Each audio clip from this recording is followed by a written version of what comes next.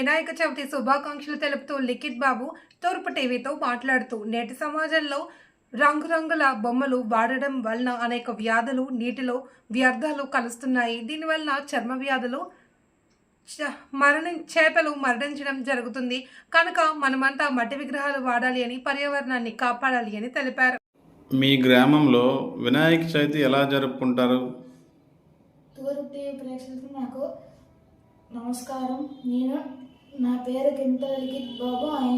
నేను చదువుతున్న 7వ తరగతి. మా స్కూల్ పేరు శ్రీ సత్యసాయి విద్యావిహార్, రామకృష్ణాపురం. Vinayaka Chavithi advance happy Vinayaka Chavithi. వినాయకుడి చవితి రోజు మార్కెట్లో ఉన్న బొమ్మల కొండ మనం చేతితో తయారు చేసిన బొమ్మలే మనకి ఎన్విరాన్మెంట్కి హార్మ్ఫుల్ కాదు. నిమజ్జనం రోజు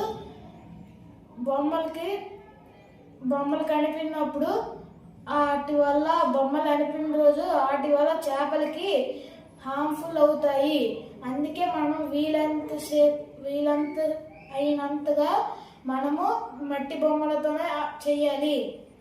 మట్టి బొమ్మల వల్ల మనకి చేపలు నీరు కూడా కలుషితం అవ్వవు. అందుకే మట్టి వినాయకుడే చేయాలి.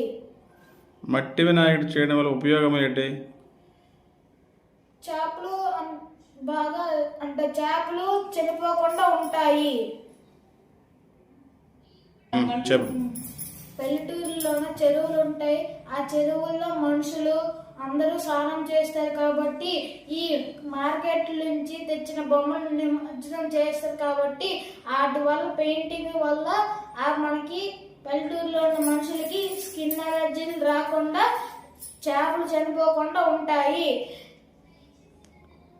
అందుకే మట్టి బొమ్మలే వాడండి, మార్కెట్ బొమ్మలు వాడద్దు. వీలంతా వరకు ప్లాస్టిక్ ను తగ్గించండి. మన ఓజోన్ లేయర్కి కాపాడండి. Advance happy Vinayaka Chavithi.